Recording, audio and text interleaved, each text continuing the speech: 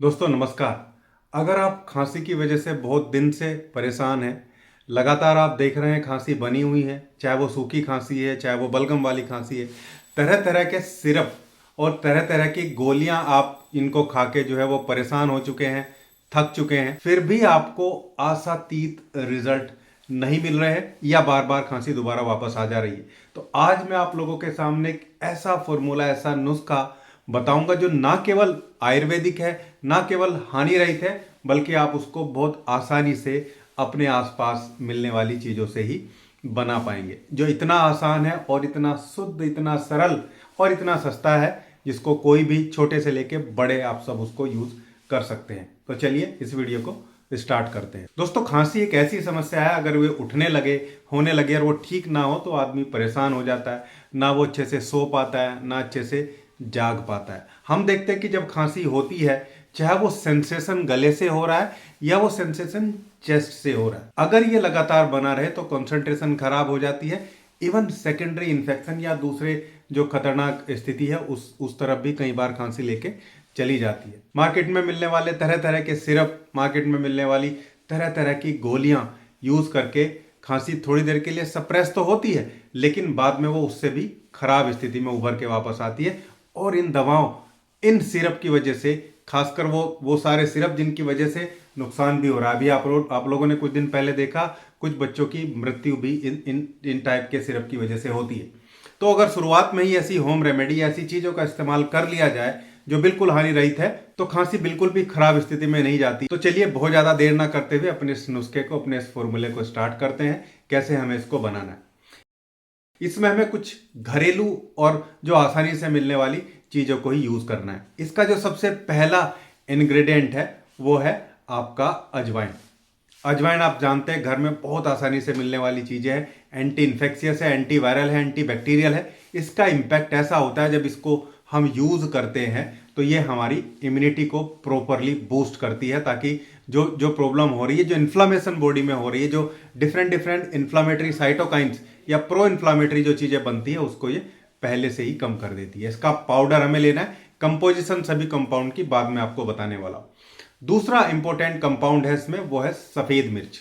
जो भूरी मिर्च या सफेद मिर्च जिनको हम बोलते हैं, ये बहुत अच्छा ब्रोंको डायलेटर होता है। नाइट्रिक ऑक्साइड के प्रोडक्शन को बढ़ा के हमारी ब्रोंकियल्स को डायलेट करने का काम करता है, जिससे सांस लेने में आसानी होती है। जो वीजिंग होती है छाती में, जो घड़ की आवाज आती है, उसको ये राहत देता है और बलगम को बाहर निकालने में हेल्प करता है। तीसरा इंपॉर्टेंट जो इंग्रेडिएंट है इसमें, वो है अदरक का पाउडर। अदरक का पाउडर मतलब जिसको सौंठ के नाम से भी हम जानते हैं, ये बहुत इंपॉर्टेंट है। एंटीवायरल, एंटी बैक्टीरियल इंपैक्ट तो उसका हम जानते ही हैं। साथ में रेस्पिरेटरी ट्रैक में होने वाले किसी भी एलर्जी, गले में होने वाली किसी भी समस्या के लिए अदरक या सौंठ जो है वो बहुत खास रेमेडी मानी जाती है। इसका भी हमें पाउडर लेना है। कंपोजिशन जैसा कि मैंने आपको बताया, मैं आपको सबसे लास्ट में सभी की कंपोजिशन भी बताऊंगा और कैसे बनाना है, वो भी बहुत खास चीज इसमें रहती है। नेक्स्ट जो कंपाउंड है इसमें, वो है हमारा काला नमक होता है। काला नमक एक बहुत अच्छा इरिटेशन को शांत करने वाला, गले में जो जो आप म्यूकस मेम्ब्रेन का इरिटेशन होता है, जिसकी वजह से लगातार कुछ ना ऐसा लगता है गले में कुछ है और खकारने को मन करता है, गले में होने वाला दर्द, गले में होने वाली खराश, इन सबको काला नमक बहुत अच्छे से, बेहतरीन तरीके से मैनेज करता है। काले नमक को भी हमें इसमें पाउडर फॉर्मेट में ही लेना है। इसके बाद जो नेक्स्ट इंग्रेडिएंट इसमें आता है वो है मुलेठी।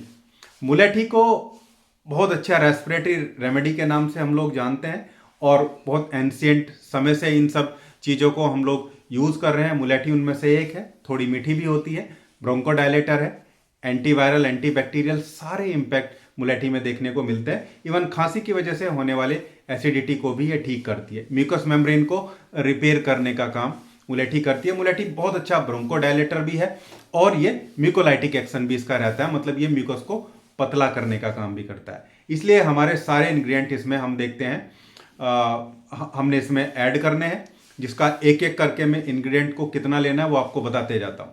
सबसे पहले बात करते हैं अदरक की, सौंठ। सबसे पहले इसलिए क्योंकि हमें सबसे ज्यादा लेना है। एक छोटी सी कंपोजिशन बता रहा हूं, जब आपको ज्यादा बनाना हो तो इसके हिसाब से आप इनको बढ़ा सकते हैं। 2 चम्मच हमें अदरक का पाउडर लेना है, यानी कि सौंठ का पाउडर लेना है। लगभग 2 चम्मच, 2 जो टेबल स्पून होती है उनको 2 चम्मच हमें अदरक का पाउडर ले लेना है। इसमें इसका आधा लगभग हमें लेना है अजवाइन का पाउडर। अजवाइन का पाउडर, अदरक से जस्ट आधा चम्मच हम इसको लेंगे। फिर बात करते हैं दूसरे कंपाउंड की। दूसरे कंपाउंड में सफेद मिर्च को 1/4 चम्मच लेना है। 1/4 यानी कि उनका 4th पार्ट जो हमने, जैसे 1 चम्मच हम लिया है ना, तो 1/4 चम्मच हम लेंगे सफेद मिर्च को। 1/4 चम्मच हम इसमें काला नमक लेने वाले। काले नमक को भी हमें थोड़ी मात्रा में ही रखना है, ज्यादा मात्रा में इसको रखने की रिक्वायरमेंट हमें नहीं रहती है। इसके बाद आती है मुलेठी। मुलेठी को भी हमें लगभग आधा चम्मच इसमें रखना है। आधा चम्मच मुलेठी का पाउडर रखेंगे। ये सारी चीजें हम एक जगह इनको इकट्ठा कर लेंगे और आपस में मिक्स कर लेंगे। अब इनको यूज कैसे करना है? यूज करने से पहले आपको इसका एक प्रिपरेशन करना होगा।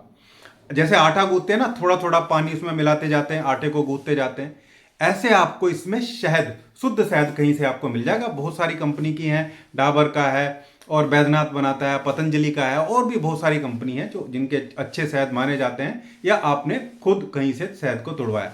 तो अच्छे शहद को इसमें थोड़ा थोड़ा डालते जाएंगे और इसकी लोई बनाते जाएंगे। लेकिन लोई बिल्कुल भी पतली नहीं होनी चाहिए, टाइट लोई आपको इसकी बनानी है। इसलिए मैंने बोला कि थोड़ा थोड़ा डालते जाएंगे। जैसे जैसे आप इसमें डालते जाएंगे इसका एक छोटा सा पेस्ट बन जाएगा, जैसे आटा होता है गूथा हुआ, और इसकी छोटी छोटी गोलियां बना के आपको रख लेनी है।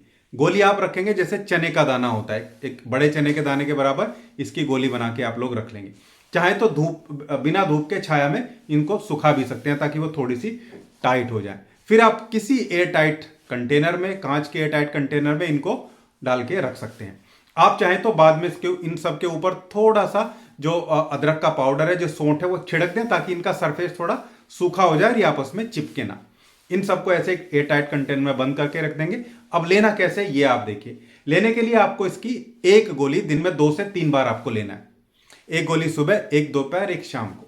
खाना खाने के लगभग आधा घंटे बाद मुंह में डाल के इसको धीरे धीरे डिजोल्व कराएंगे, या इसको फोड़ लेंगे, हल्का सा डिजोल्व कराएंगे, और फिर गुनगुना पानी, आधा कप या 1 कप गुनगुना पानी इसके बाद पी लेना है। आप देखिए लगातार 6 से 7 दिन तक जब आप यूज करते हैं तो गले में होने वाली सारी समस्याएं, इवन बदन दर्द, बुखार, एलर्जिक राइनाइटिस, इन सब चीजों में ये बहुत बेहतरीन तरीके से काम करता है। अगर खांसी पुरानी नहीं है तो 6 से 7 दिन में कंप्लीटली ठीक, बिना किसी नुकसान के। अगर किसी को पुरानी प्रॉब्लम है, पुरानी खांसी है, पुरानी कोई एलर्जी कंडीशन है, तो वो लगातार 1 से 2 महीने इसको ले सकते हैं। हाँ, ये मैं जरूर बोलूंगा क्योंकि ये ब्रोंको डायलेटर भी है, ब्लड को थिन करने की कैपेसिटी भी है। अगर आपकी कोई हार्ट की दवाइयां चल रही हैं, खून को पतला करने की दवाइयां चल रही हैं, तो आप अपने डॉक्टर से कंसल्ट करके इनको लीजिएगा। वैसे ये होम रेमेडी है, होम इंग्रेडिएंट है, जो डेली हम अपने खाने में खाते हैं, जिनका कोई नुकसान नहीं। ये था आज का वीडियो आपको अच्छा जरूर लगा होगा। उम्मीद करूंगा कि वीडियो को आप लोग लाइक करेंगे, कम्युनिटी में शेयर जरूर करेंगे, ताकि सब लोग एक स्वस्थ जीवन जी सके। धन्यवाद, नमस्कार।